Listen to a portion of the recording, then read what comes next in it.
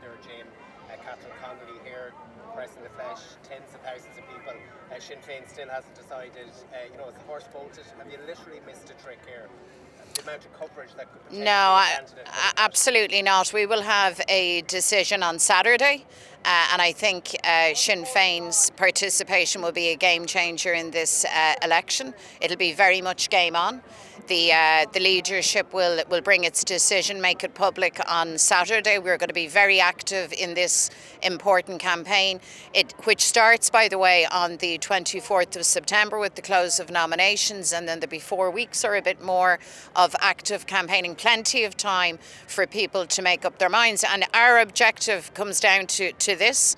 For us in Sinn Féin, we want to get Fine Gael and Fianna Fáil out of government, and we want to keep Fine Gael and Fianna Fáil out of the Áras. That's what our campaign will aim to do. Angus,